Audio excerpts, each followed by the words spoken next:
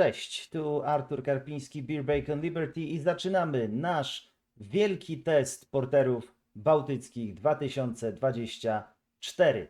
Dziś i w tym roku zupełnie inaczej niż w ubiegłym, kiedy to w Domu Piwa spotkaliśmy się w troszkę większym gronie Poznańskiej Loży Piwnej i tam testowaliśmy piwa. W tym roku z racji różnych uwarunkowań i ograniczeń jestem tutaj sam i sam też będę te piwa testował. Dlatego też nie mam aż 26 czy 28 porterów. Zrezygnowałem także z kategorii porter imperialny. Mam tylko zwykłe portery bałtyckie. Każdy nalałem w pojemności 0,1. Jest ich 14, czyli łącznie wychodzi, że to są 3 duże portery bałtyckie. Pewnie i tak wszystkich nie dopiję.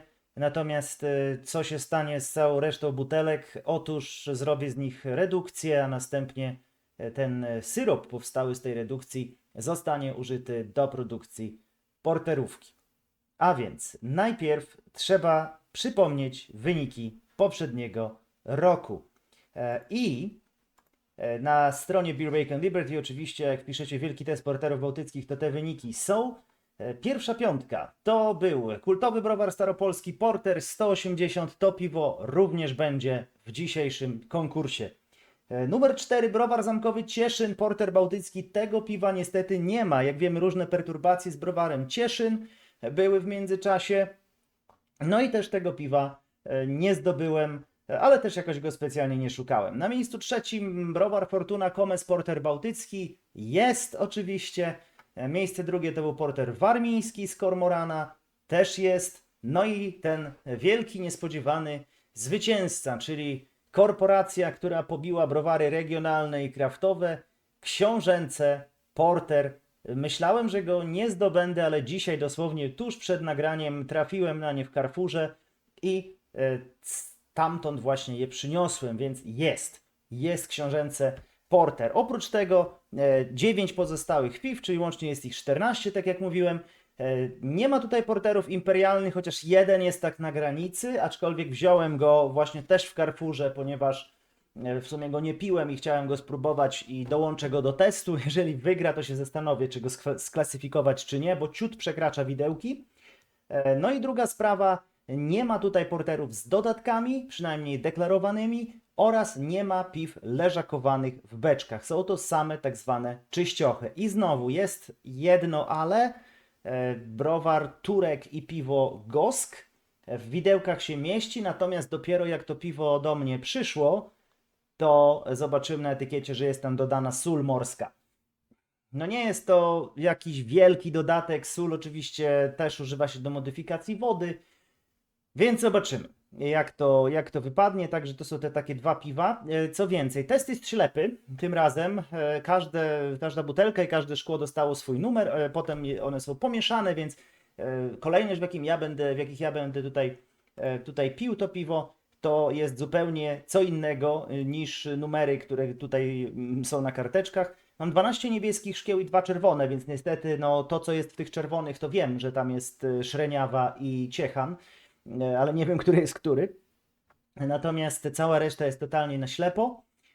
No i cóż, najpierw zanim w ogóle ten test odpalimy, no to trzeba się skalibrować, czyli przynajmniej w teorii, powiedzieć, czym tak właściwie musi być porter bałtycki, chociażby według BJCP. Ja nie jestem sędzią, to jest test wyłącznie konsumencki, ja się tutaj nie pozycjonuję jako sędzia piwny, nie mam żadnych certyfikatów sędziowskich, więc to co ja czuję to są wyłącznie jakieś moje wrażenia. Jeżeli coś mi nie będzie smakowało, to nie znaczy, że to piwo jest obiektywnie złe, to tylko znaczy, że po prostu ja coś w nim wyczuwam, czy coś nie pasuje moim zmysłom. I tak samo w drugą stronę, jeżeli coś będzie mi bardzo smakowało, to nie znaczy, że to piwo powinno zdobyć medal, to po prostu znaczy, że ono mi jako konsumentowi smakuje. Wygląd powinien być ciemnomiedziany do opalizującego ciemnego brązu, ale nie czarne, tak według BJCP. Jeśli chodzi o aromat, tutaj jest bogata słodowość z nutami karmelu, tofi, orzechów, nuty tostowe, nawet przechodzące także w lukrecję, złożony alkohol, profil estrowy, troszkę śliweczek, rodzynek, wiśni, porzeczek, to wszystko może też z utlenienia się tutaj pojawiać. Wiadomo, że leżakowane portery potrafią także pachnieć i smakować sosem sojowym, co uważane jest przez znawców i degustatorów za wadę. Dla mnie w takim ograniczonym, powiedzmy, na takim ograniczonym poziomie to jest całkiem przyjemne i też nie dyskwalifikuje takich porterów, gdzie delikatnie ten sosik wychodzi. Jeśli chodzi o smak, to tutaj podobnie jak z aromatem, czyli głęboka słodowość, suszone owoce, szlachetny alkohol, ale broń Boże, jakieś takie bimbrowe grzanie, no i także karmel, toffee, melasa, orzechy, lukrecja, nuty palone, ale no nie spalenizna typu imperialny stout. Może tutaj być troszkę właśnie pumpernikla, czekolady, no to już taka mocna kawa, to bardziej pod stouta. Myślę, że nie jest on tutaj stuprocentowo stylowa. No i powinno tutaj być pełne to piwo, czyli głębia, pełne ciało, ale także wygładzone, ono nie powinno być szorstkie, to jest piwo degustacyjne, ale także można powiedzieć eleganckie, takie dla prawdziwych dżentelmenów. No i jeżeli chodzi o parametry, no to do 8,5, od 7 do 8,5% alkoholu, do 9,5 właściwie może nawet dochodzić i do 22 plato. Tutaj jeszcze tylko się upewnię, bo jest do 1,090 SG i to jest, tak, to jest 21,5 nawet, no to tutaj są jakieś 22, nawet jest 1,24 w tym moim zestawieniu, co już powinno być klasyfikowane jako porter imperialny, ale nie było takiej informacji na etykiecie, że jest to porter imperialny, w związku z tym jest on tu w zestawieniu. Natomiast nie ma żadnych piw, które rzeczywiście mają gdzieś 26 i więcej plato oraz tych leżakowanych i z dodatkami, a także tych, które oficjalnie występują jako porter imperialny. Przewaga jest zdecydowanie browarów regionalnych, są też koncerny, nie ma Okocimia, co ciekawe. Jest kilka piw kraftowych, myślałem, że będzie ich więcej, aczkolwiek zamawiałem te piwa poza tymi, które dzisiaj kupiłem w Carrefourze. Zamawiałem je w sklepie online Piwoteki, gdyż tam był największy wybór i to, co było, to wziąłem. Więc jest to, co jest. Tak jeszcze patrzę na te wyniki z poprzedniego roku, czego zabraknie. Nie ma browaru Nieczajna, nie ma porteru bałtyckiego z browaru Nieczajna. Ja ostatnio piłem imperialny porter bałtycki z browaru Nieczajna, był bardzo dobry, natomiast tego pojedynczego rzeczywiście nie ma. Nie ma Perły, nie ma Okocimia, nie ma Trybunału, nie ma Witnicy, nie ma Lwówka i nie ma browaru 100 Mostów. Jest natomiast cała gama innych piw i myślę, że możemy zaczynać degustację. Ja tutaj mam bezprzewodową klawiaturę, za pomocą której będę robił notatki sobie w arkuszu kalkulacyjnym. Wszystkie piwa są oznaczone, więc wybaczcie, że tutaj będzie słychać troszkę tego nawalania w klawiaturę. Sobie postawię na kolanach i możemy zaczynać. Wyglądu oceniać nie będziemy, będziemy wyłącznie oceniać aromat i smak, tak jak i ostatnio, powiedzmy w skali do 5 niech będzie, tak? Zaczynamy najpierw tylko aromat od siebie. To jest pierwsze piwo od siebie. Tutaj możecie je zobaczyć. Właściwie wiele nie zobaczycie, o każdym będzie wyglądało tak samo.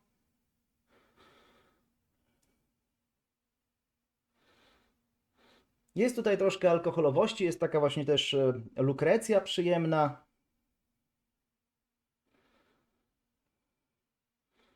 Typowo porterowy zapach, nic tutaj wadliwego ja osobiście nie wyczuwam. Pachnie to przyjemnie, ciekawy jestem jak będzie to smakowało, więc na razie tyle.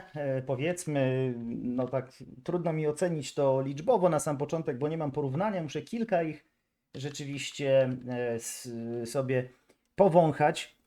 Zobaczmy kolejne piwo. Tutaj no jak nalewałem, to też kilka z nich zdecydowanie inaczej się zachowywało. Na przykład Szreniawa i Komes miały najciemniejszą pianę. Pinta Porter Bay też miał dosyć ciemną. Natomiast ta na Komesie bardzo szybko opadła. To chyba nie jest to piwo, ponieważ tutaj troszkę jakieś tam jeszcze resztki tej piany zostały. Na Komesie ona bardzo szybko w ogóle zniknęła.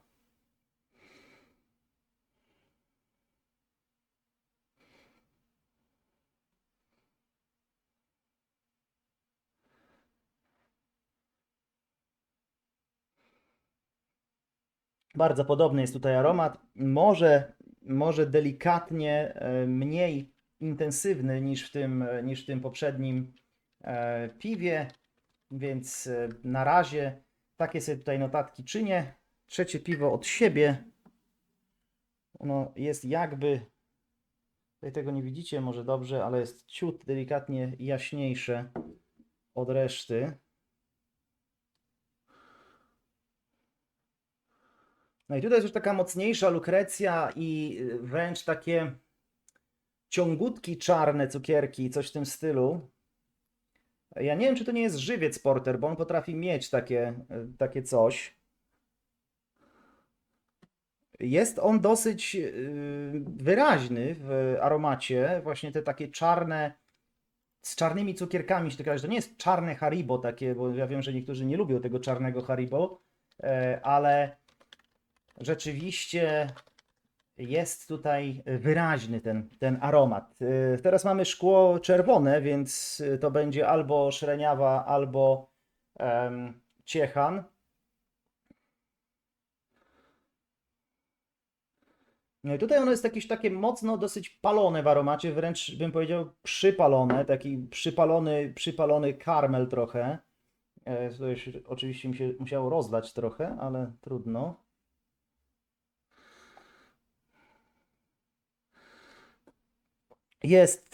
Jest rzeczywiście takie cukierkowo-porterowe, ale oprócz tego jest taka nuta delikatnie przypalona. Delikatnie nuta przypalona.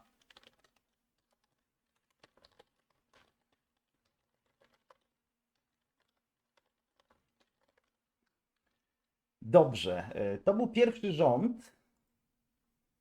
To był pierwszy rząd ode mnie. Tak go sobie nazwałem, więc teraz czas na rząd środkowy. Rząd środkowy, piwo numer 1 z lewej strony. Zobaczmy. Prezentuje się dokładnie tak samo jak wszystkie. Oblepia tutaj ta piana szkło troszkę może bardziej.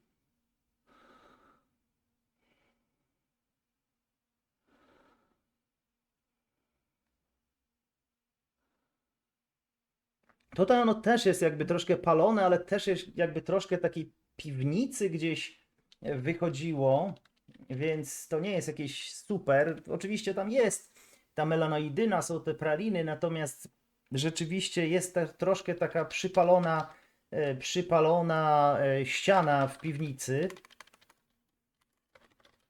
Nie jest to jakieś paskudne. Na razie nie ma tutaj żadnego piwa w aromacie, które odrzuca gdzieś, na przykład żadnego nie ma masła, żadnych jakichś takich poważnych wad. No i mamy drugie piwo czerwone, czyli znowu albo szreniawa, albo ciechan.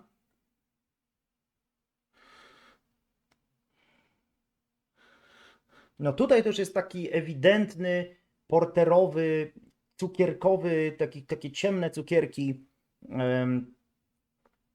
karmelki takie ciemne. Zobaczymy do tego drugiego czerwonego. No tak, tu jest taka bardziej właśnie przypalona. No a tu już to jest taki typowo porterowy, wręcz nawet troszkę gdzieś tam już zaczynają się te suszone owoce. No powiem, że to naprawdę jest ładny ten aromat. Mocny, intensywny.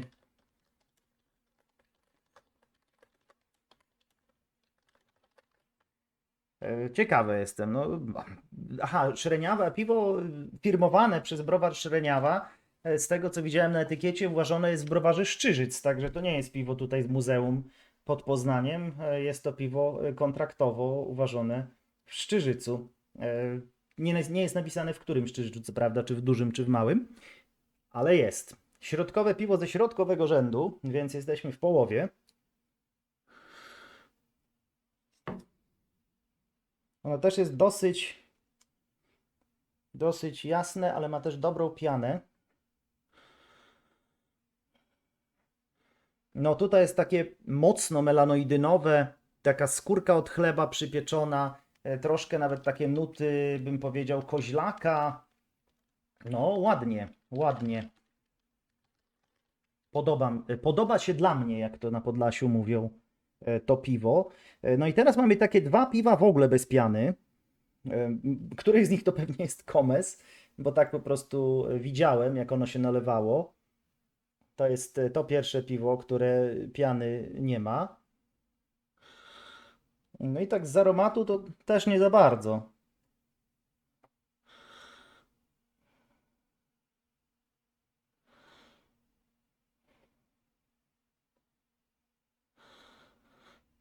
Coś tam majaczy, ale to jest taki bardzo delikatny i no, nie oddający tyle, ile bym chciał. Aromat delikatny. Nie ma tutaj jakiejś tragedii, ale po prostu nie ma też intensywności. No i kolejne piwo, na którym ta piana jest dosyć uboga.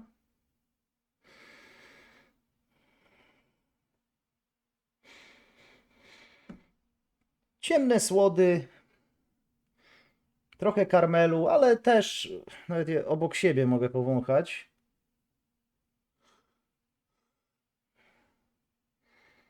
No, one bardzo podobnie pachną, jedno i drugie. Nie za mocno, nie za mocno, delikatny. Na pewno nie jest to jakiś bardzo intensywny, porterowy aromat. No i zostaje nam ostatni rząd. Rząd od monitora, rząd od kamery. Pierwsze piwo z lewej strony. Tutaj już się też odczepia nam karteczka, więc żeby jej nie zgubić. Oj, to jest piwo, które pachnie inaczej niż wszystkie inne. I teraz muszę się zastanowić, co ja tutaj czuję. Ono jest owocowe mocno w aromacie, ale to nie są suszone owoce, to są no, chyba estry. Ono pachnie trochę jak syrop malinowy, taki jak się kupuje syrop malinowy, ja go nie stosuję, ale tak jak macie czasami syrop po prostu zagęszczony, słodki malinowy aromat. No nie jest to, nie jest to moja, moja bajka, więc póki co dla mnie najgorzej. Może w smaku będzie lepiej. Drugie piwo z tego rzędu.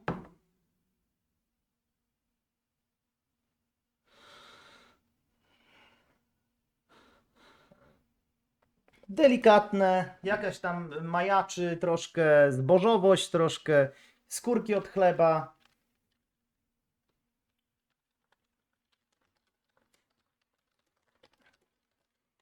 Nic specjalnego, no, ale też nic złego. To jest w ogóle super sprawa, bo jest tyle piw i jeszcze w żadnym nie było. No może tutaj ten syrop malinowy to tak nie do końca podszedł mi, ale nie ma jakichś tutaj nut typu zielone jabłko, typu farba olejna, typu masło, typu no, jakiś chlorofenol, jakieś takie bardzo niefajne rzeczy. Nie ma tego, naprawdę wygląda to nieźle póki co. No i ostatnie trzy, czyli teraz środkowy rząd, znaczy ostatni rząd środkowe piwo.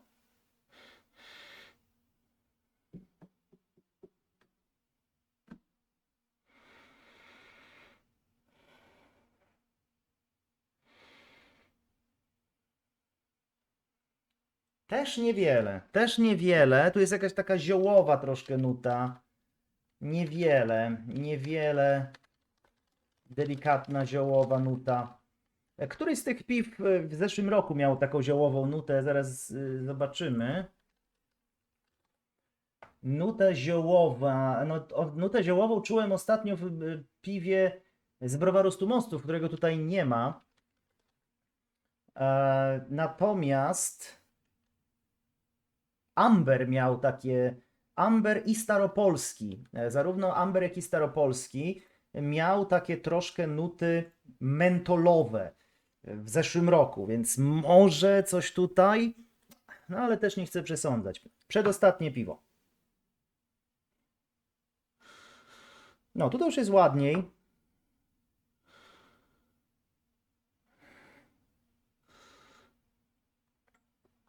Troszkę taki tymianek podbiał, czyli szlachetne utlenienie.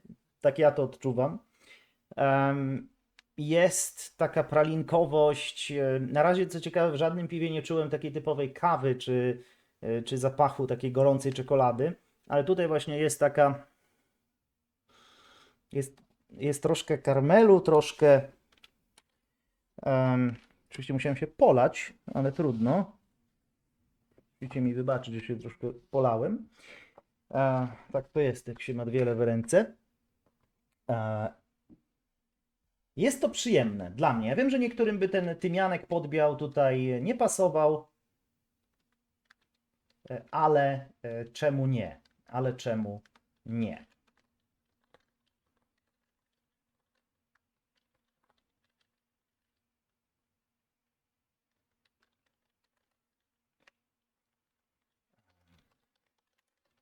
Tymianek podbiał. Porterowe. Dobrze, ostatnie. Ostatnie piwo. Zobaczymy, co tutaj nam los przyniósł. No i tutaj, kurczę, kojarzy mi się to z takimi chrupkami czekoladowymi trochę.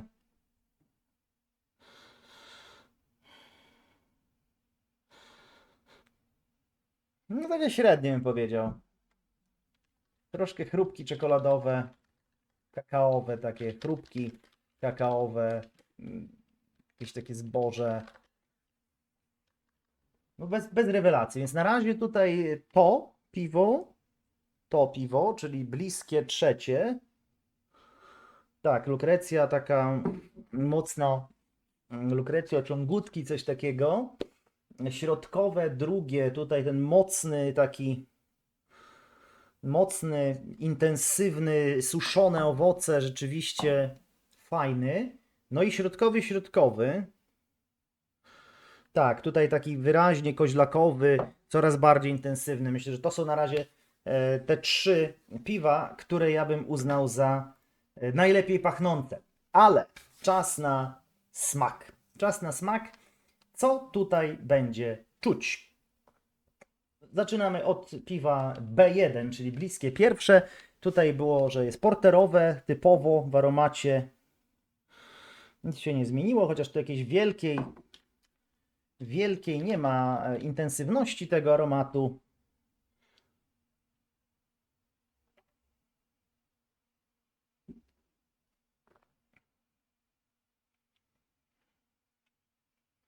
W smaku jest ok. Jest nawet goryczka, taka na końcu. To jest nawet taka całkiem spora ta goryczka na końcu. I to nie jest takie grzanie alkoholowe, ono jest wręcz takie no, palone, taka palona goryczka na końcu. Ona nie jest stylowa. Wytrawny finish.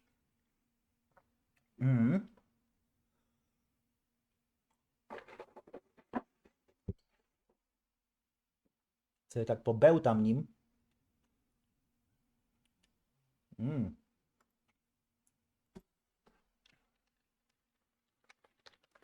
Jest delikatny alkohol, jak się troszkę tak pobełta.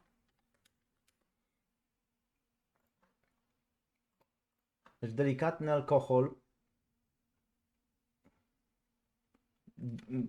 Mi pasuje. Ja wiem, że dla niektórych właśnie taka palona, wręcz troszkę szorstka, wytrawna goryczka może być problemem. Aczkolwiek, jak dla mnie, bardzo fajne w smaku.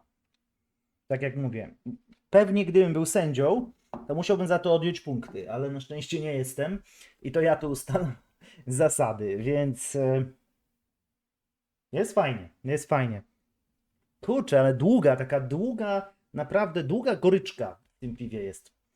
Zobaczymy co dalej i czy ona mi trochę nie zaburzy tutaj percepcji pozostałych piw. Piwo drugie, ono było też podobne do tego pierwszego w aromacie, delikatnie bardziej intensywne. Zgadza się.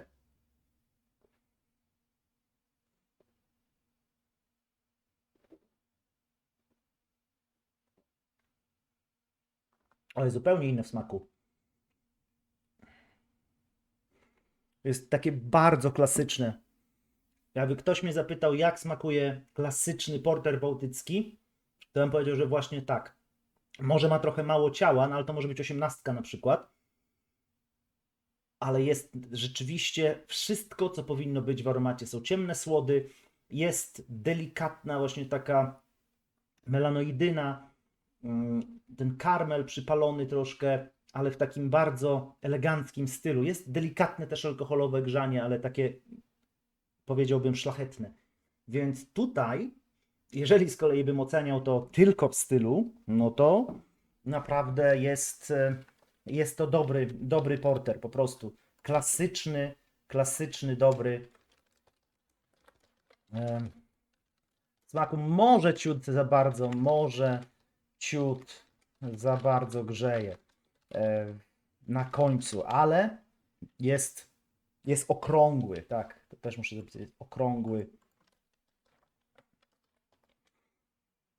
Fajnie. Zobacz, na razie no, super poziom. W zeszłym roku nie było takiego dobrego poziomu.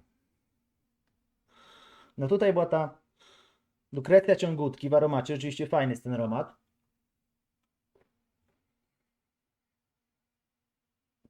Ojej. On jest słodki. On jest słodki, taki właśnie.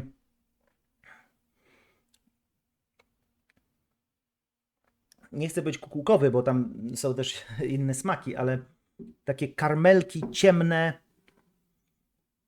słodki, nie czuć w ogóle alkoholu. Nie ma też goryczki tutaj żadnej. On nie jest, broń Boże, jakiś zamulający. On jest słodki, elegancki. Jest ciut pumpernikla. Ja się teraz zastanawiam, czy to nie będzie ten książęce, czy to nie będzie to książęce porter, bo ono właśnie miało taki pumpernikiel i było raczej w tą słodką stronę w zeszłym roku. No zobaczymy. Ciekawi mnie, co to będzie. No dobra, piwo numer 4. Tutaj delikatne, przypalone porterowe nuty.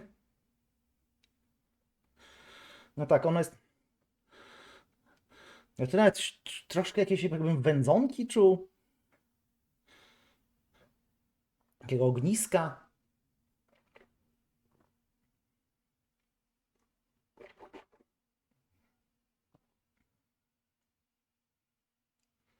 Mało ciała, zapowiadało się dużo.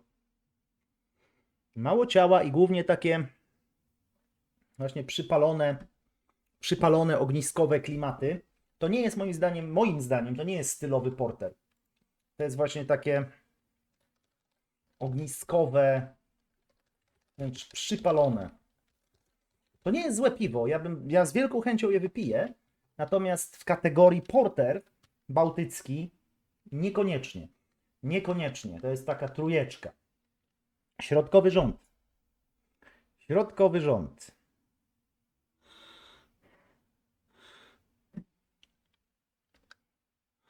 No tutaj tą przypaloną ścianę w piwnicy czułem i to jest rzeczywiście, to jest podobna troszkę nuta do tego poprzedniego piwa.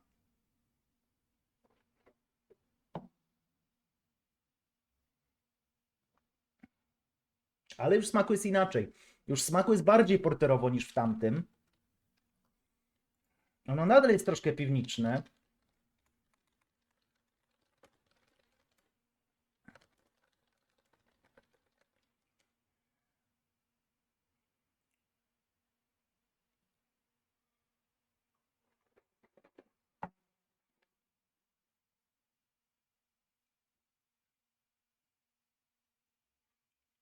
Delikatne grzanie. No i jest troszkę tej skórki od chleba. Może to będzie to książęce, chociaż nie jest takie słodkie jak tam to było. Stawiam, że to trzecie ode mnie to będzie książęce, no ale zobaczymy. No i teraz piwo Eś 2, które miało najlepszy aromat. Natomiast to jest z czerwonego szkła, więc może to być albo Szreniawa, albo Ciechan, a Szreniawa ma 24 plato jako jedyne tutaj. Mocny, intensywny, właśnie też ten tymianek podbiał, owoce ciemne, już takie naprawdę fajne.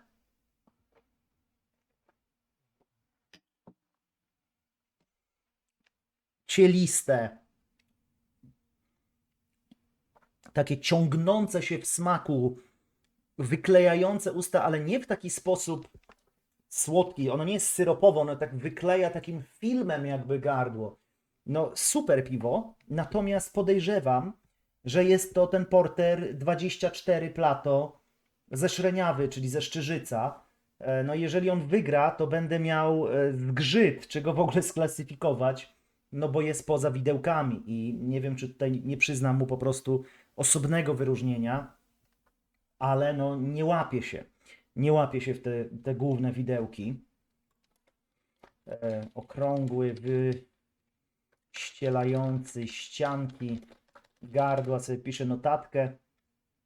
No, rzeczywiście pełny, cielisty, super piwo, naprawdę. Jeżeli to będzie na przykład Ciechan, to będę zaskoczony. To będę zaskoczony, bo raczej bym powiedział, że to jest ta 24. No ale może się mylę. Środkowe piwo ze środkowego rzędu. Tutaj też zapisałem, że ładny koźlakowy taki aromat. Tak, bardzo ładny.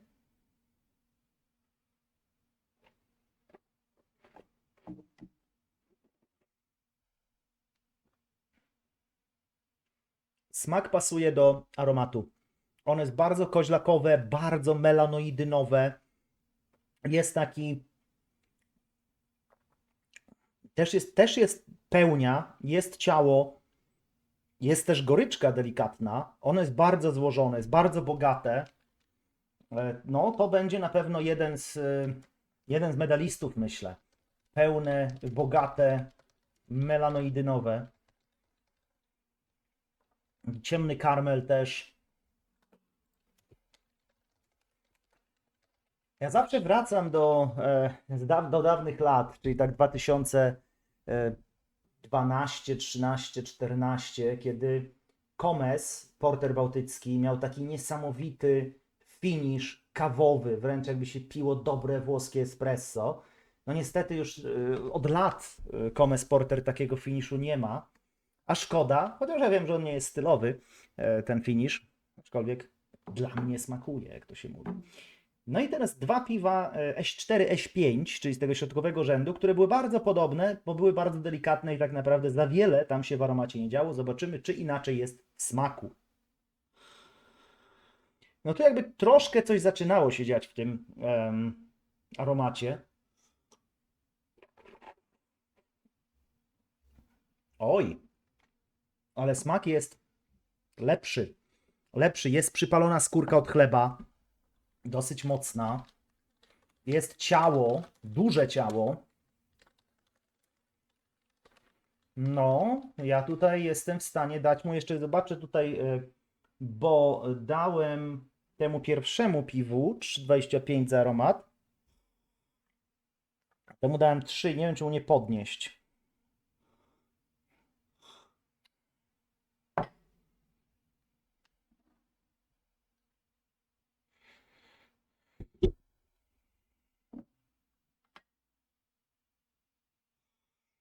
Chyba mu dam te 3,25. No i dobra, ostatnie piwo ze środkowego rzędu.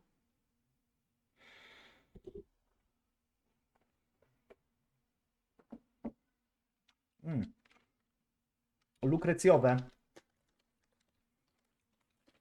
Też jest ciało spore, ciągnące. To jest też dobre piwo. To jest też dobre piwo. One oba na początku jakby nie zachwycały.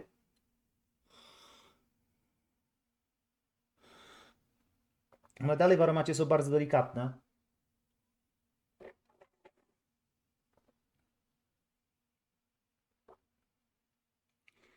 Są inne, tak? Czyli to środkowe czwarte jest właśnie takie bardziej z tą przypaloną skórką od chleba.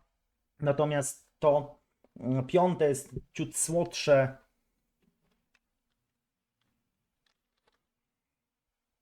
Ok.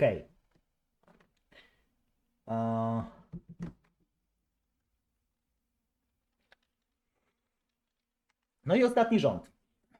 Zaczynamy od piwa, które miało najgorszy aromat, czyli pachniało jak syrop malinowy. To nie jest zdecydowanie coś, czego oczekuję. A tu nie ma komesa malinowego. No, cały czas tak pachnie. Jest bardzo słodkie w aromacie.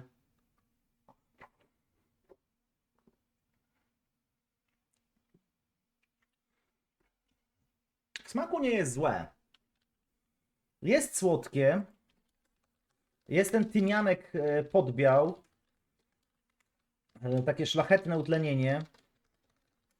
No na pewno jest właśnie w tę stronę słodką. Nie ma tutaj żadnej goryczki, żadnego grzania. Jest całkiem ok ciało. No, nie jest to złe piwo, tak? Nie jest to złe piwo w aromacie. W smaku, przepraszam, bo w aromacie jest fatalne. No, pachnie jak syrop malinowy. Nie. Bo. No dobra, kolejne. Tutaj było troszkę zbożowe, majacząca skórka od chleba. No nie, teraz tu nie czuję nic.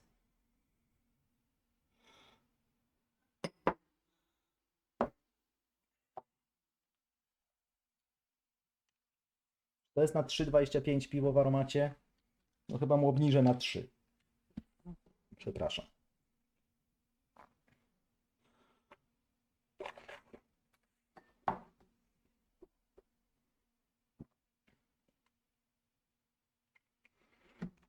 Tutaj mam w smaku taki komentarz, jak swego czasu testowałem różne portery, zwłaszcza z takich średnich browarów regionalnych, bym powiedział, jakościowo, to tam właśnie taki smak tych porterów troszkę był. Coś tu się przebija takiego, kiedy ono nie jest takie eleganckie, ułożone, tylko no jest po prostu takie słodkawe, troszkę takie właśnie karmelowe.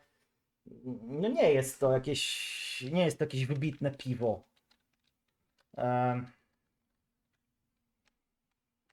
Nie. Słodkawe, średnie browary.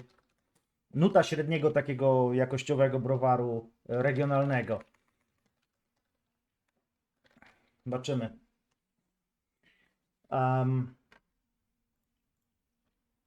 To sobie jeszcze sumę zrobię.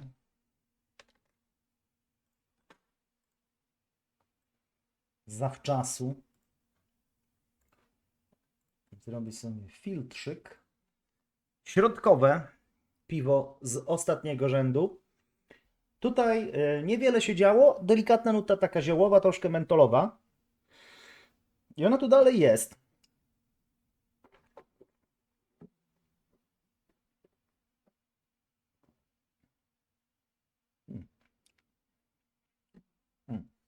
To piwo smakuje dziwnie i ciekawie, bo ono nie smakuje w ogóle jak porter bałtycki, moim zdaniem.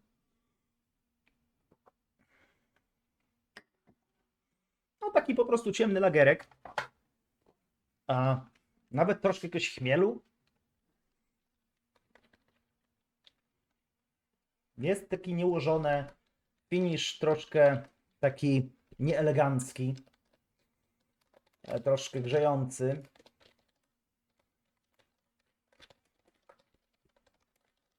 No zaraz się okaże, że to może zwycięzca z zeszłego roku, ale nie sądzę, żeby to był zwycięzca z poprzedniego roku. Ostatnie dwa piwa oceniamy smak. Piwo numer 4 z ostatniego rzędu. Tymianek podbiał porterowe. No rzeczywiście.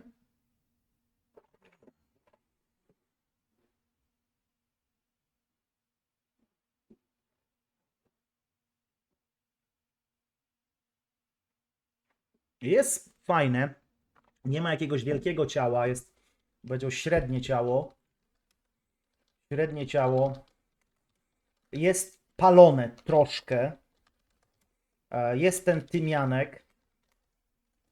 Tymianek podbiał. To jest mój autorski deskryptor, tak jak Tomek Kopyra ma prażony słonecznik, ja mam tymianek podbiał od lat. To ludzie z poznańskiej loży piwnej wiedzą, że to jest mój deskryptor i już się nauczyli, że, co to znaczy. Troszkę grzeje gdzieś na ustach. Nie jest złe. Nie jest złe, naprawdę. Myślę, że gdzieś tam w środku stawki się uplasuje. No i ostatnie piwo, ono było w aromacie dosyć przeciętne, ponieważ były takie chrupki czekoladowo-kakaowo-zbożowe. No, są.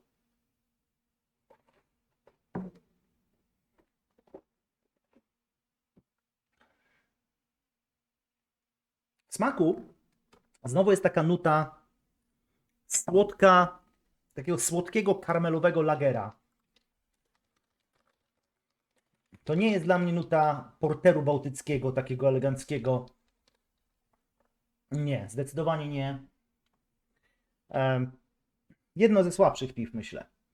No dobrze, to zobaczmy, jak to wygląda, jeśli chodzi o oceny. Ponieważ będziemy robić teraz dogrywki. Będziemy robić dogrywki. Muszę sobie zrobić tutaj nową kolumnę na dogrywkę. Tak. No i zaczynamy od dogrywki. To ciekawe, o miejsce 14. No, chcę je jakby naprawdę dobrze sklasyfikować. Pierwsza trójka będzie miała finał oprócz tego. Natomiast dogrywka o miejsce 14 to jest piwo D1 i D5, czyli te piwa dwa z ostatniego rzędu.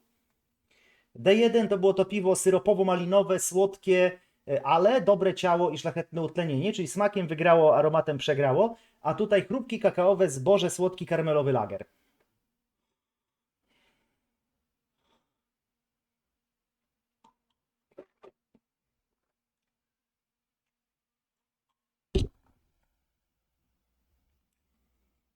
No, ten syrop malinowy troszkę jakby już mniej intensywnie czuję, więc dam 0,1, dzięki czemu to piwo będzie na miejscu 14, a tu mamy miejsce 15, czyli D5 to jest piwo 15, miejsce 14, przepraszam, a 35 ocena piwo D1, czyli to syropowo-malinowe. Dalej mamy dogrywkę o miejsce z kolei 12, czyli drugie i trzecie piwo z tego ostatniego rzędu. D2 to było piwo zbożowe, majacząca skórka od chleba, słodkawe i taka nuta tych średniej jakości browarów regionalnych. Natomiast D3, tam była ta nuta ziołowa, taki nieelegancki, ciemny lager. Zobaczymy. Lewa ręka to jest to zbożowe, prawa ręka to jest to ziołowe. Wy pewnie widzicie to i tak w lustrzanym odbiciu.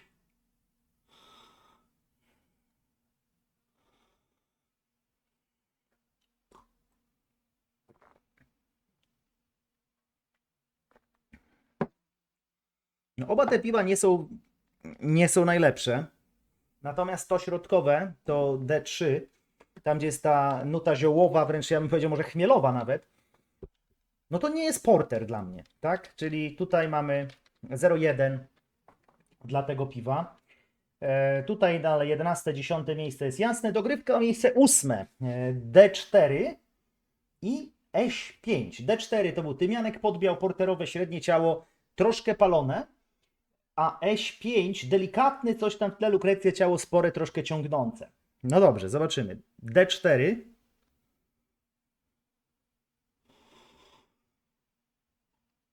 Teraz już w aromacie też trochę ta paloność wychodzi.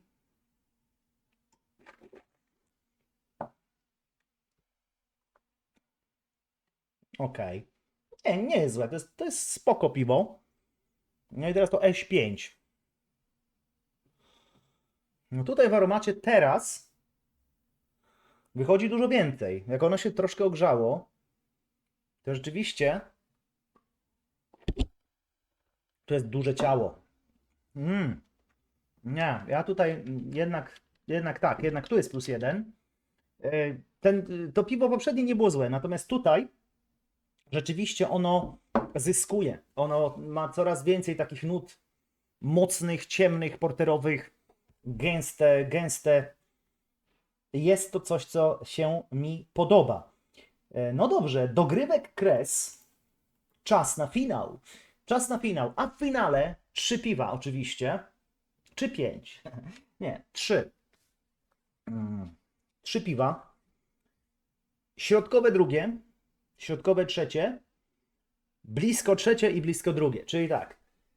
Mocny, intensywny, porterowy, trochę owoców, okrągły, wyścielający ścianki gardła, pełny, cielisty. To jest to, co mówiłem, że pewnie to jest średniawa. Dalej, środkowe to jest ładne, koźlakowe, pełne, bogate, melanoidynowe, ciemny karmel. Trudno powiedzieć, co to jest. Nie wiem, ale dobre. Następnie B3, to jest Lukrecja, ciągutki, słodki, elegancki ciut Pumpernickel. Myślę, że może być to książęce. No i to chyba tyle. No bo tak, bo następny już tam trochę grzeje, przypomnę skórka, tak, no więc te 3. Więc zacznijmy od piwa B3. Lukrecja, ciągutki, słodki, elegancki ciut Pumpernickel. Być może książęce. Ono tak pachnie. Coraz bardziej pachnie właśnie takim słodkim,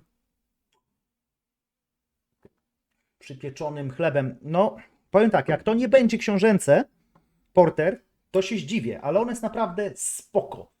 Jest naprawdę spoko. Eś 3 podobne, ale mocniejsze.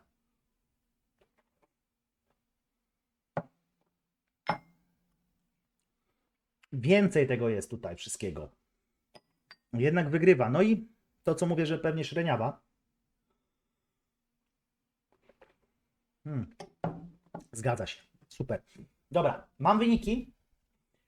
Mam wyniki, czyli tak, miejsce 15, 14, 13, wszystko wiemy. W takim razie teraz na chwilę pauzujemy nagranie, ponieważ idę po butelki.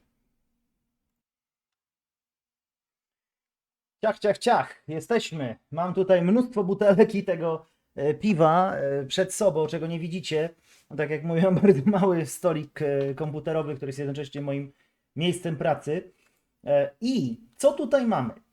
Zaczynamy od D5, miejsce ostatnie. Tutaj od razu będę sobie też notował, co jest czym. Co jest czym.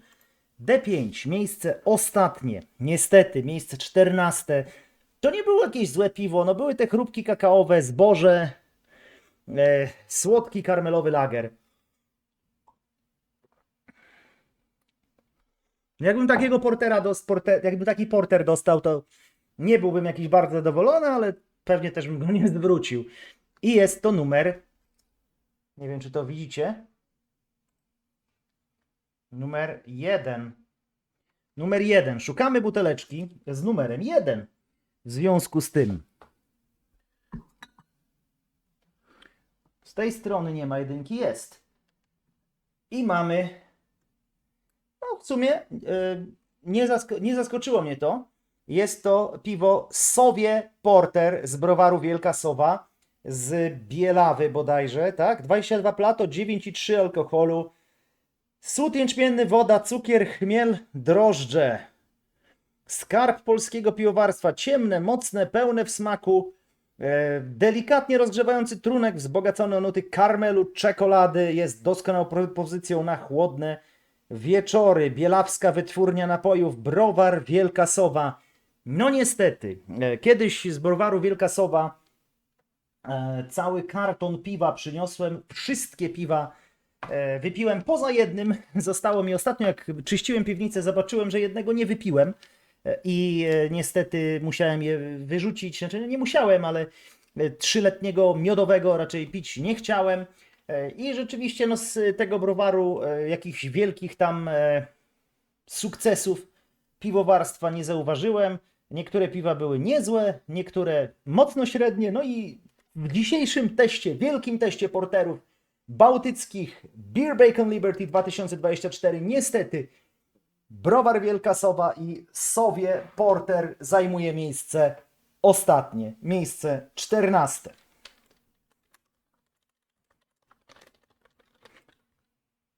A kto ostatecznie wygrał z Wielką Sową? Czyli to było to piwo, które tak pachniało syropem malinowym. Słodkie, tymianek podbiał, szlachetne utlenienie, ok, ciało. Ono w smaku było naprawdę dobre. Znaczy dobre, no było w środku stawki, natomiast przegrało mocno aromatem. Mega słodkie w aromacie. No jest bardzo słodkie. Pewnie by znalazło gdzieś tam swoich jakichś amatorów. No ale zobaczymy, co to było. To było piwo numer 6. Piwo numer 6. Szukamy buteleczki z numerem 6. O, no to kochani, jest niespodzianka. Nie spodziewałem się, absolutnie, aczkolwiek, no niby człowiek się łudził po tym zeszłorocznym występie, ale to jest absolutna detronizacja triumfatora. Żeby nie było, że kłamie, książęce Porter numer 6. Nie ostrzy, trudno. Książęce Porter numer 6. Jestem z jednej strony zdziwiony, bo w zeszłym roku to było najlepsze piwo ze wszystkich, a w tym roku, no niestety, syropowe, bardzo słodkie, najsłodsze chyba ze wszystkich. No jest troszkę tej tam skórki od chleba, ale no w zeszłym roku ono wygrało, dlatego że to było jedyne piwo, gdzie był ten taki pumpernikiel fajny. On tu jest, natomiast no teraz to już jest też siła sugestii z zeszłorocznymi wynikami. No niestety, na pierwszy niuch to piwo pachniało jak syrop malinowy. I tutaj nie ma przebacz, no.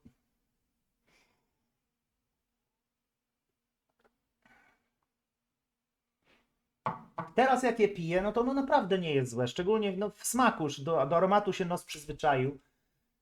Za smak mu dałem 3,25, potem jeszcze 0,1 mu dodałem dogrywce z Wielką Sową. No niestety, no co wam powiem, 13 miejsce książęce, wielki zawód, czyli książęce Porter to jest taki Manchester United albo Chelsea poza pucharami. No niestety, szkoda, bo liczyłem, że to piwo będzie w czołówce. I nawet miałem tutaj pomysł, że to jest to piwo trzecie ode mnie, które zajęło ostatecznie trzecie miejsce, a to nie będzie to piwo. A więc albo dyspozycja dnia warki piwa, albo dyspozycja dnia sędziów. Albo rok temu, albo dzisiaj. W każdym razie to piwo nie jest złe w smaku. Aczkolwiek na pierwszy niuch ten aromat jest naprawdę tak, jakbyś wąchała syrop malinowy taki dodawany do piwa nad morzem. Straszny. On potem ten zapach przechodzi, on jest naprawdę potem już lepszy, natomiast no, poza tym syropem malinowym napisałem słodkie, jest ten tymianek podbiał, jest szlachetne utlenienie, jest ok ciało, jest ten troszkę pumpernikiel, no ale przez to, że ono naprawdę pachniało najgorzej z tych wszystkich piw, ponieważ pachniało tak właśnie syropowo, tak potwornie słodko. Zresztą no to jest 20 plato, 8% alkoholu. Wielka Sowa to jest 9,3%, czyli mocniejsze piwo i 22 plato, a nie jest takie słodkie. No ono też jest słodkie, ale nie aż tak. No dla mnie duże zaskoczenie na minus ten performance książęcego w tym roku. A więc z pierwszego miejsca spadek na 13. Zobaczmy co dalej. D3 to jest to piwo, gdzie była ta taka delikatna ziołowa nuta od taki ciemny lagerek. No teraz pewnie bym je postawił jednak za tym książęcym, bo problem jest taki, dla mnie to nie jest porter bałtycki, po prostu. To jest taki ciemny lager, troszkę chmielowy nawet, ale ja tutaj nie czuję takich nut porterowych. No już w tym książęcym one są rzeczywiście, a tu nie, po prostu nie. No gdyby nie ten aromat tego syropu, to książęce byłoby wyżej. A tutaj mamy to piwo, które zupełnie nie smakuje jak porter. To jest piwo numer 5. Ono nawet, mówię, ma jakiś taki ziołowo-chmielowy posmak. 5. Jest 5. No i to jest chyba jeszcze większe zaskoczenie dla mnie niż książęce porter.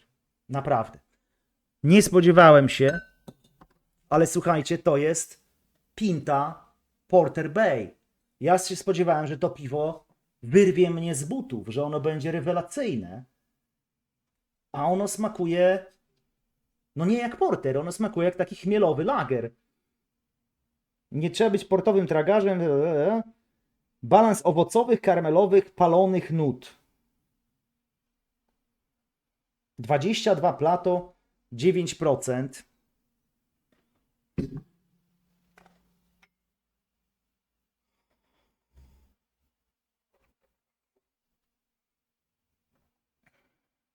No, ciemny lager, no.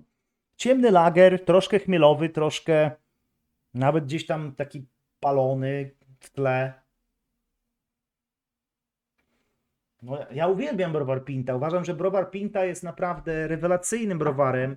I tak jak pisałem rok temu, że browar Pinta i browar Trzech Kumpli to są dwa takie browary, które dla mnie są absolutnie no, number one, number two w jakiejkolwiek kolejności w Polsce.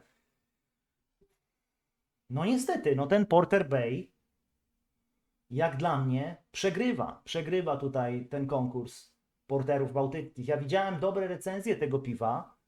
Może to jest kwestia taka, że po prostu albo mi się trafiła taka butelka, albo no nie wpasował się w moje gusta. Tak jak mówię, ja nie jestem sędzią. Uważam, że Pinta robi świetne piwa. Natomiast ten Porter Bay mi nie podszedł jako porter. Jakbym dostał takie piwo jako hoppy dark lager albo po prostu dark lager, no to bym się cieszył.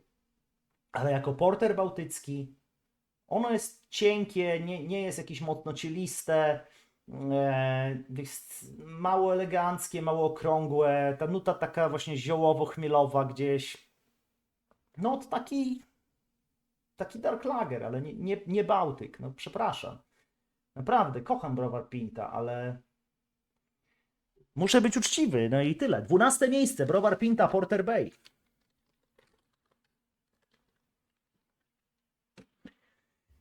Jedziemy dalej. Czy będzie więcej niespodzianek? Miejsce 11 to jest piwo tutaj D2 zbożowe. Majaczyk, skórka od chleba, słodkie, nuta średnich browarów regionalnych.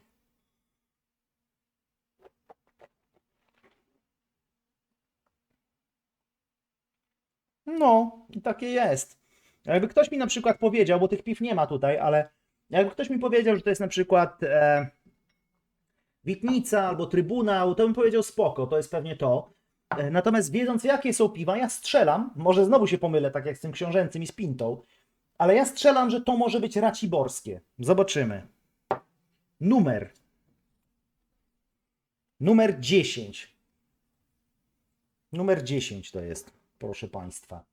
A numer 10, zgadza się, słuchajcie, zgadłem, to jest porter raciborskie. Tak jak mówiłem, średniej klasy regionalne piwa. Mówię, tak jakby to była Witnica, Trybunał, porter raciborski, czyli jednak coś tam czuję, Jest mocno zbożowe, skórka od chleba gdzieś tam majaczy, słodkawe, no taka właśnie średnia półka browarów regionalnych w sam raz na miejsce 11 w wielkim teście porterów Beer Bacon and Liberty. Co dalej? Miejsce 10, czyli wchodzimy do pierwszej dziesiątki, wchodzimy też do oceny 6 i wyżej, bo 5,85 miało raciborskie. B4 to jest to piwo, które jest albo ciechanem, albo szreniawą. Zobaczymy. Ja stawiam, że to jest ciechan. Delikatnie przypalone, porterowe, ogniskowe, przypalone nuty. No.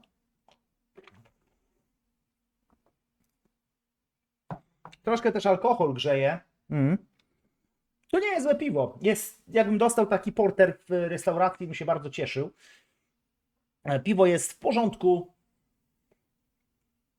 No, jak na porter, pewnie za bardzo palone. Myślę, że to jest ciechan. Zobaczymy, co to jest. To jest numer 14. I numer 14 to jest...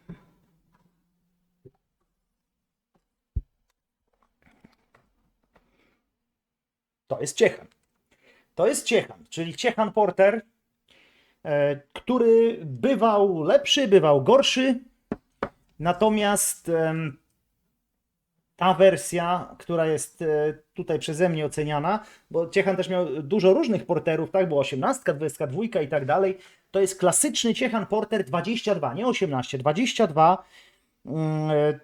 Składniki: woda, słody jęczmienny, karmelowy, Monachijski barwiący cukier, chmiel, drożdże dolnej fermentacji. Ważny do 22 maja 2024. 20 plato, 8,5 alkoholu, czyli bardzo powinno być wręcz no takie cieliste, słodkie, a jest mega takie przypalone. Ja lubię takie klimaty, natomiast ono jest moim zdaniem mało stylowe.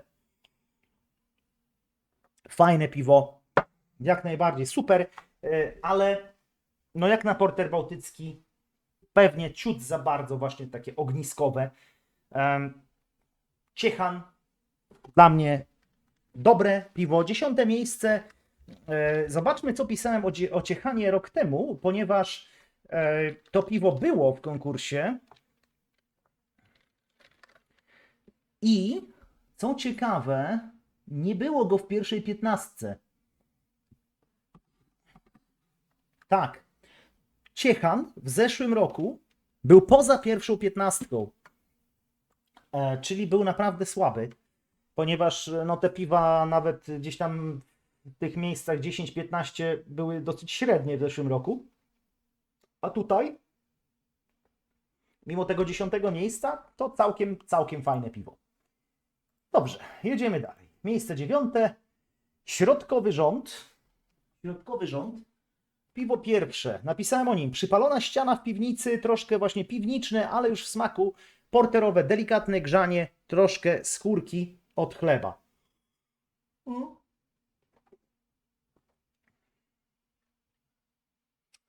Znowu, tutaj nie ma jakiegoś wielkiego ciała. No takie jest okej-ish. Nie jest złe, ale też nie jest jakieś fantastyczne. Zobaczmy, co to jest. To jest piwo numer 4. Nie wiem, czy to widać, ale jest to piwo numer 4. Szukamy buteleczki z numerem 4.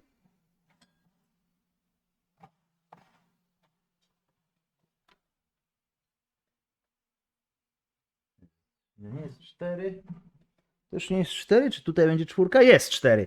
I piwo z numerem 4 to jest Porter Staropolski 180. Porter, który został Craftem roku 2022. Ponieważ Craftem roku 2023 też został Porter Bałtycki, natomiast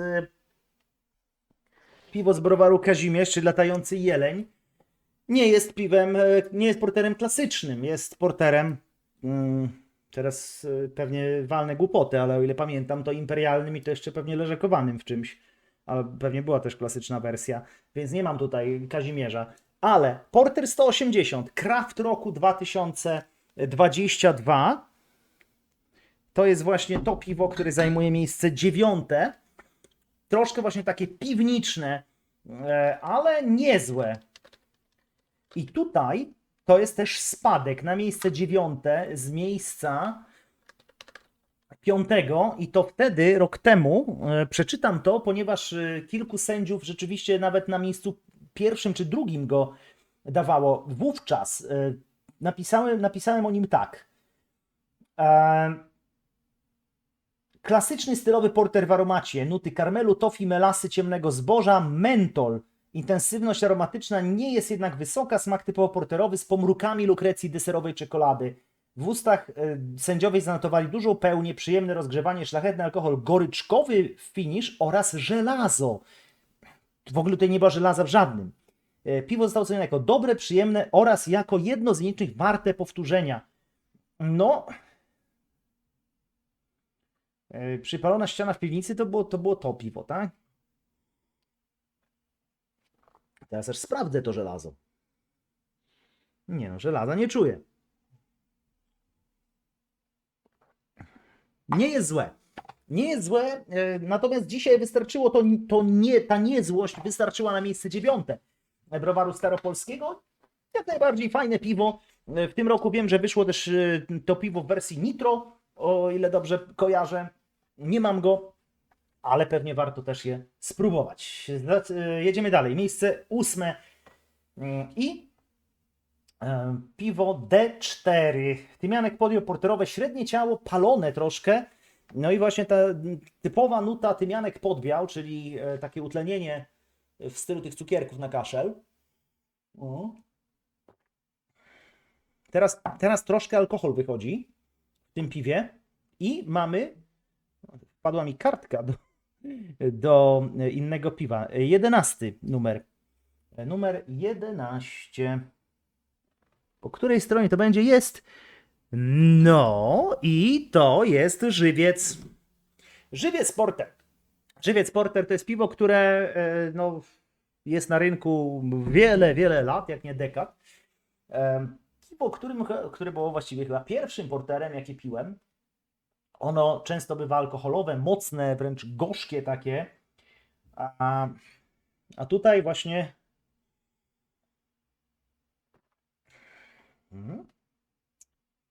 w sumie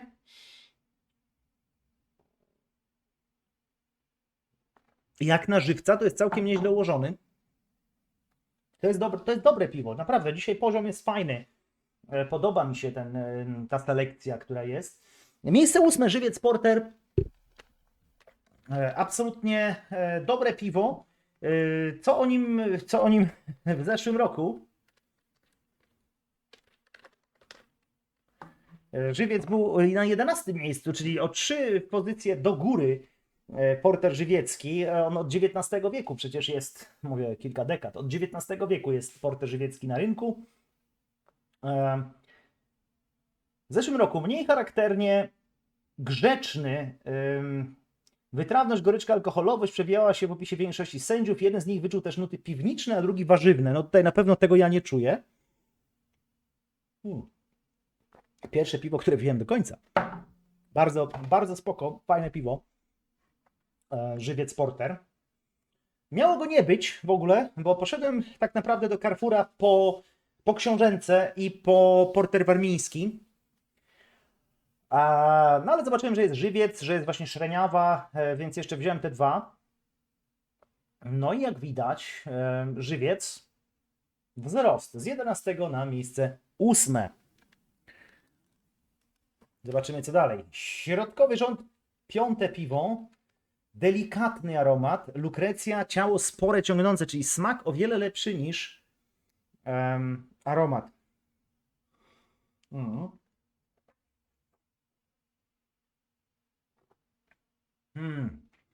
No tutaj smak naprawdę najbardziej intensywny póki co, no ale idziemy cały czas w górę, no to musi być coraz bardziej intensywny. Mega, mega taki właśnie porterowy smak i no w aromacie jest delikatny. Ja teraz zastanawiam się, czy tutaj jabłka zielonego jakiegoś nie czuję, ale pewnie już sobie wmawiam. Albo sobie nie wmawiam. Kurczę, no. To by były jaja, jakby rzeczywiście tutaj po ogrzaniu wyszło jabłko i trzeba byłoby to przesunąć w dół piwo.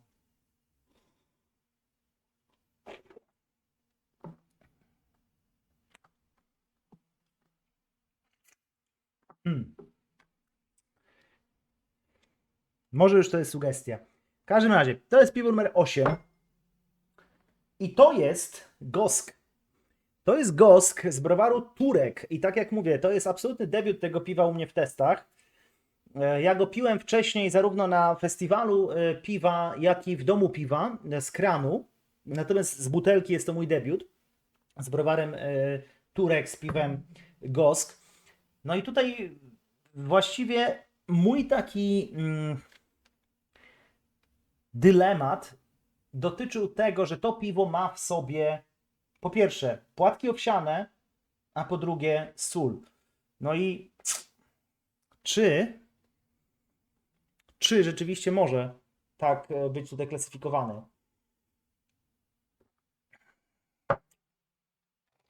No ono jest naprawdę, w smaku jest super, natomiast w aromacie mogłoby być ciut lepsze jednak. No i cały czas ten skład mi tutaj nie do końca bździ, jak to się mówi. No ale słowo się rzekło, Gostk na miejscu 7, jedziemy dalej. Wchodzimy teraz już naprawdę w coraz lepsze piwa. Obok, to mówię właśnie Gosk, a obok piwo było, które pachniało bardzo podobnie, ale tutaj było duże ciało i przypalona skórka od chleba. To było to środkowe 4.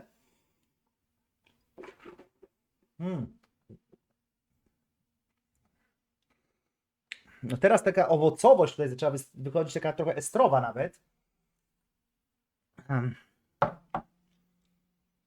Ono się zmienia naprawdę wraz z piciem.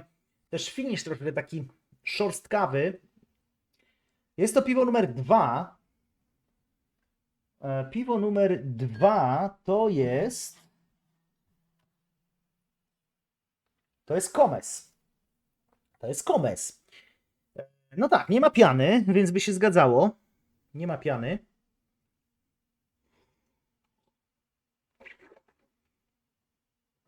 Fajne ciało, fajna przypalona skórka. Troszkę wychodzi alkohol, ale dobre piwo. Nie, jest ok. Nie mam tutaj zastrzeżeń żadnych, jeżeli chodzi o Komesa. To jest miejsce 6. Ale Komes oczywiście był w zeszłym roku wysoko, bo był na podium, więc to jest spadek z 3. miejsca na 6. Co wówczas napisałem o Komesie 2023. W aromacie ciasto czekoladowe, brownie, ciemne słody, kawa, czekolada, karmel i miód gryczany. No to nie, tutaj absolutnie tego nie ma. Szlachetna nuta alkoholowa, no to okej, szlachetna, nie szlachetna, ale rzeczywiście alkohol jest. Mocna czekolada, smukły, elegancki charakter. Nie, jest mało ułożony. No nie ma tego espresso, o którym mówiłem. To jest dobre piwo, inne niż rok temu, moim zdaniem. Zdecydowanie inne wrażenia sensoryczne 2024 i 2023. Więc ten Komes, no w tym roku na miejscu 6, spadek z miejsca 3. Jedziemy dalej. Miejsce 5 to jest piwo, które degustowałem jako pierwsze. Aromat ok, porterowy, w smaku. Jest delikatny alkohol, ale przede wszystkim tutaj była ta naprawdę mega mocna goryczka na finiszu. Zobaczymy, czy ona dalej się utrzymuje po tylu degustacjach.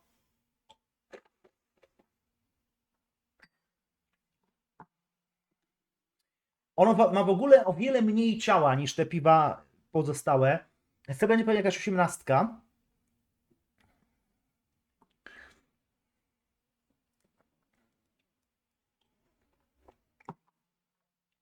Dobre piwo. Jakby tu dodać 4 plato, to byłoby naprawdę super. A jest to piwo numer 3. A piwo numer 3 to...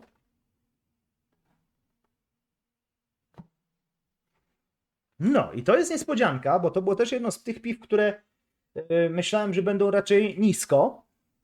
Porter galicyjski Pilswar z Grybowa. Browar wyklęty w wielu kręgach piwowarskich.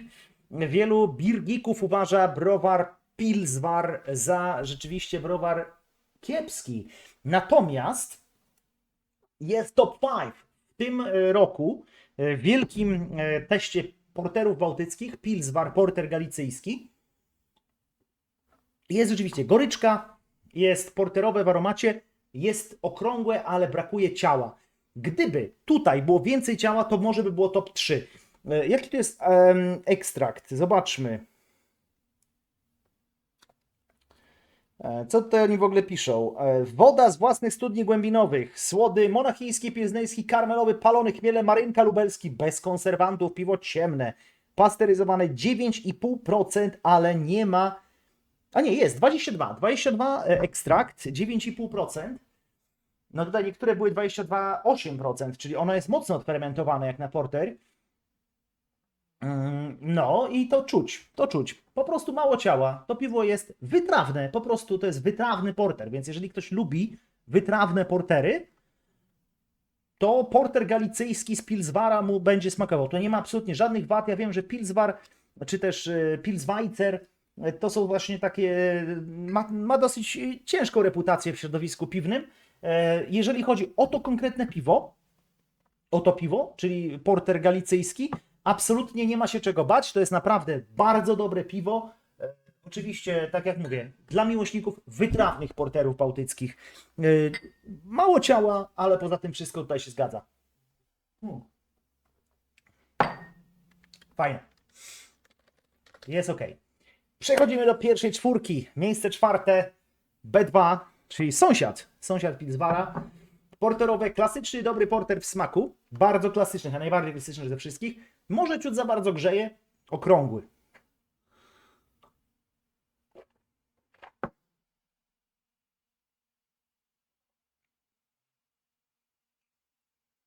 No, fajne. Zasłużenie, myślę, to 4. miejsce.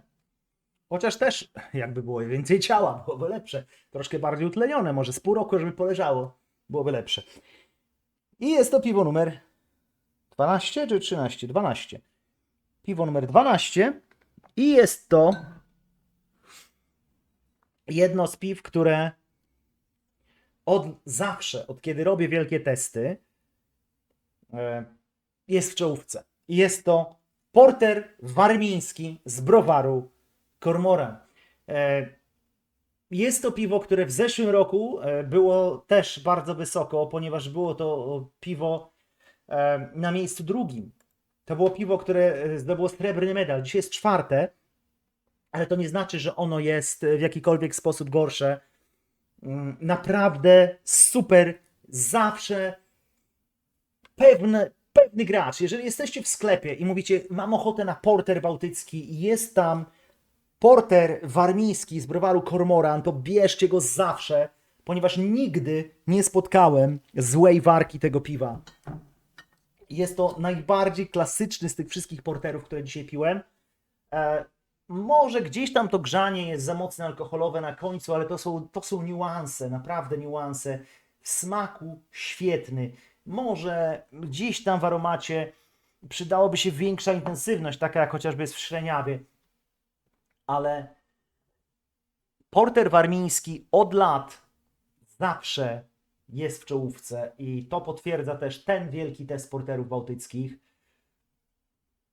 Tyle mam do powiedzenia, a że jeszcze do tej pory nie było Granda, no to znaczy, że Grand również jest w pierwszej trójce tym razem, co jest super. Więc warmiński, Cormoran, numer 4. No dobra, jedziemy dalej. Miejsce trzecie, czyli jesteśmy na podium. Brązowy medal. To jest to piwo i to jest piwo, gdzie był super aromat. W smaku było ciut mniej niż w warmińskim, czyli tutaj ono było ciut pumperniklowe, eleganckie, słodkie, takie ciągutkowe, lukrecjowe. Ja byłem pewien, że to jest książęce, ale to nie jest książęce. Książęce było na miejscu 13, które było mocno syropowo-malinowe. Fajna skórka od chleba. No klasyczny, super, naprawdę fajny porter. Myślę, że to może być Grand. To może być Grand. Zobaczymy, czy to jest Grand, czy to nie jest Grand. Numer 9 i numer 9 to jest...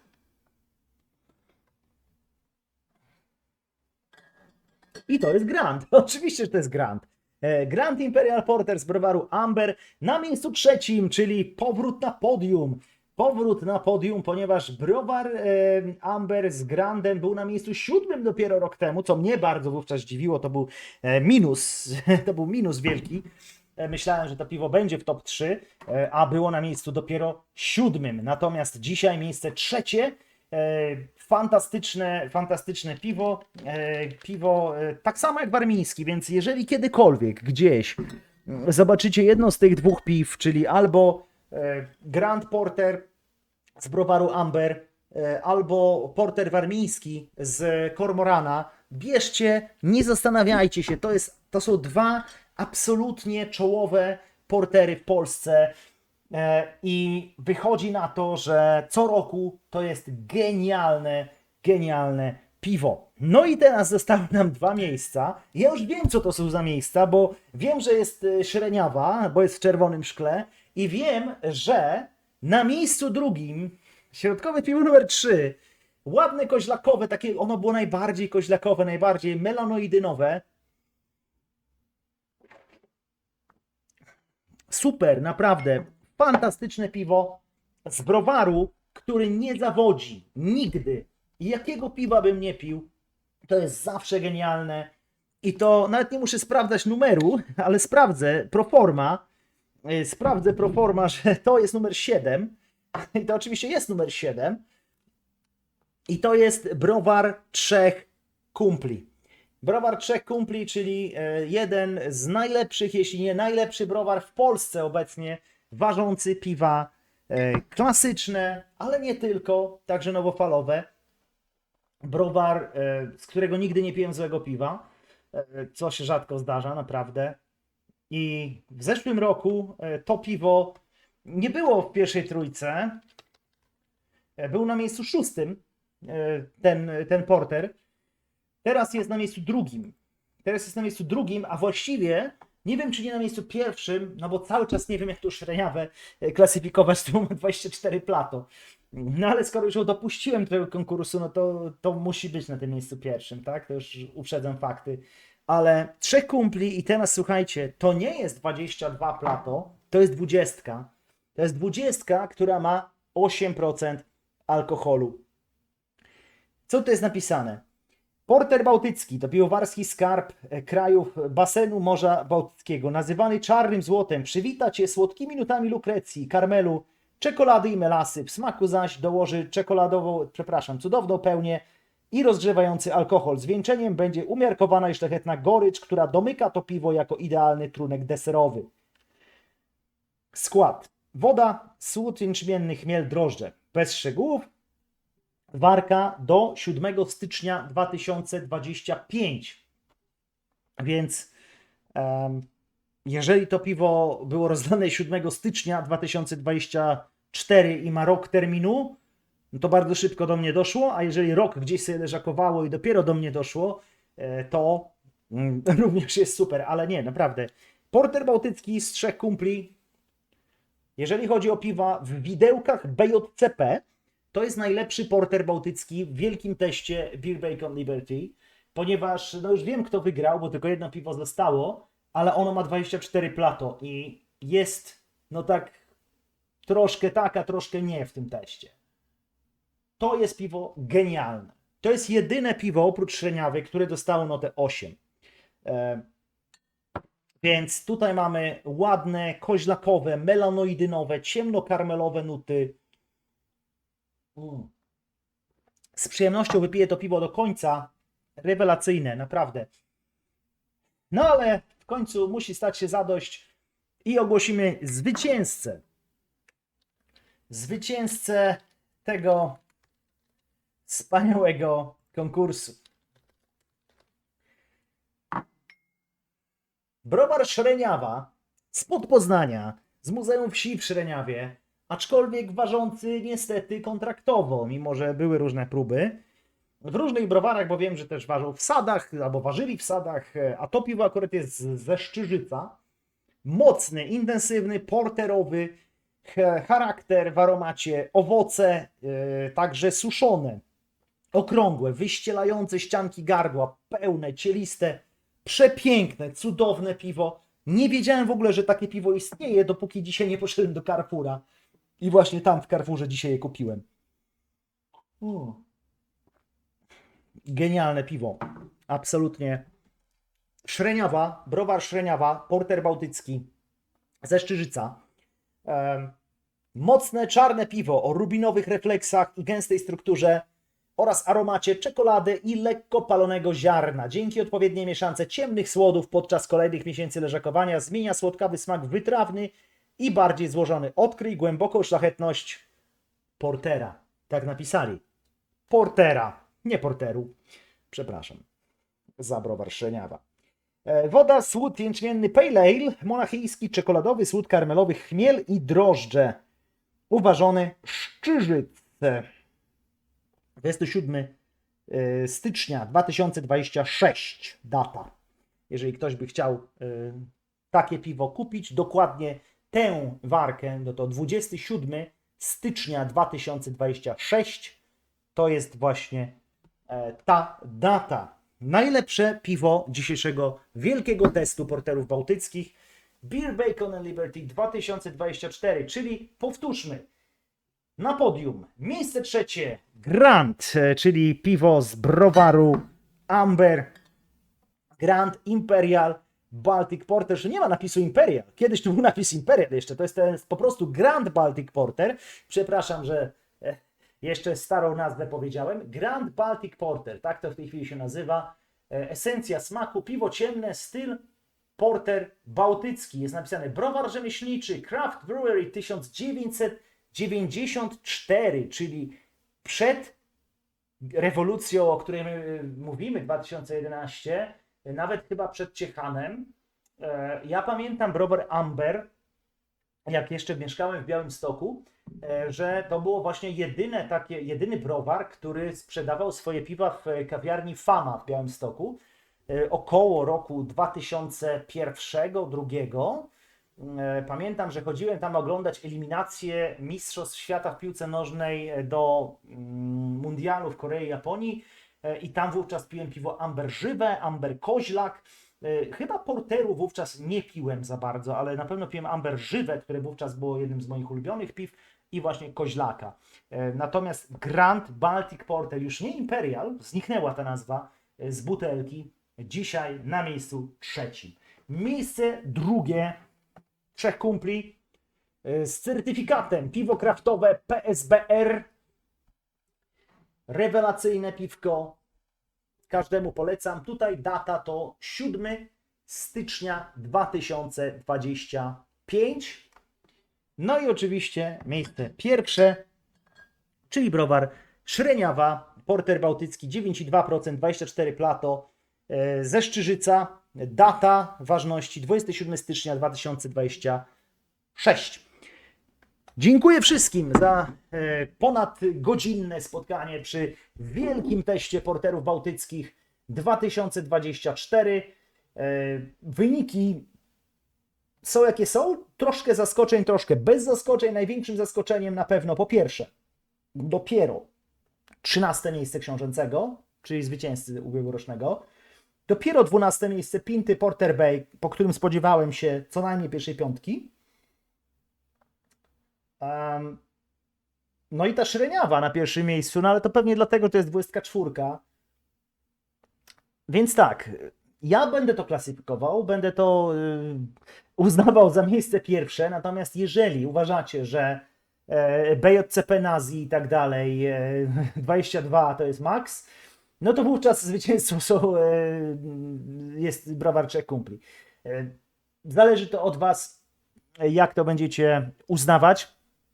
Wielkie gratulacje przede wszystkim dla browaru Szreniawa, dla browaru Szczyżyc, dla browaru Trzech Kumpli, dla browaru Zapan Brat, dla browaru Amber, dla browaru Kormoran, dla browaru Pils Weizer, dla browaru Fortuna. To jest nasza pierwsza piątka, także gratulacje, dziękuję Wam wszystkim. Mam nadzieję, że za rok uda się zrobić wielki test porterów bałtyckich 2025. Tak jak rok temu w gronie większym niż jednoosobowe, może nawet zatrudnimy więcej sędziów niż tylko 4 jak rok temu. Bardzo mi się to marzy. Marzy mi się też o tym, marzy mi się też to, żeby tam się pojawiło naprawdę więcej piw. Dzisiaj było 14 piw, rok temu było ponad 20, prawie 30. Marzy mi się, żeby naprawdę przetestować wszystkie klasyczne portery bałtyckie w Polsce. Aczkolwiek no nie było w tym roku możliwości takiej, przepraszam Was za to bardzo. Wiem, że też czekacie jeszcze na test Black IPA. No pewnie jeszcze troszkę zajmie mi ogarnięcie niektórych spraw, żeby go zrobić. Bliżej, myślę, lata ten test nastąpi. No i co? Widzimy się pewnie, nie obiecuję, bo różnie może się zdarzyć, ale bardzo chciałbym z Wami zobaczyć się na Warszawskim Festiwalu Piwa na wiosnę, gdzie, co ciekawe, będą co najmniej, mówię co najmniej, 2 piwa z moim współudziałem, mimo tego, że browar Golem już nie istnieje. To jest taki teaser i mam nadzieję, że przyjdziecie na Warszawski Festiwal Piwa. Natomiast na Warszawskim Festiwalu Piwa, tak jak mówię, jeżeli się uda wszystko, jeżeli Bóg pozwoli, inshallah, to także porterówka z tych dzisiejszych piw będzie. Myślę, że nawet w kilku wersjach z różnymi rodzajami destylatów. Dziękuję bardzo za uwagę. Spędziliśmy razem ten czwartkowy wieczór. Nie wiem, kiedy uda mi się to zmontować, czy będzie to już jutro w piątek, czy w sobotę dopiero. Natomiast godzina i prawie 30 minut wspólnych degustacji. Mam nadzieję, że nie zanudziliście się na śmierć. Pierwsza trójka, tak jak mówię, Szreniawa, Trzech Kumpli i na miejscu trzecim Grand Baltic Porter, już nie Imperial Porter na etykiecie, Dzięki bardzo, wszystkiego dobrego i pamiętajcie, Beer Bacon Liberty, Artur Karpiński, zawsze zapraszam do mnie na stronę i na festiwalu wpadajcie, przybić piąteczkę, wpadajcie pod scenę, jeżeli będzie mi dane tam coś mówić. Mam nadzieję, że tak i do zobaczenia. Cześć!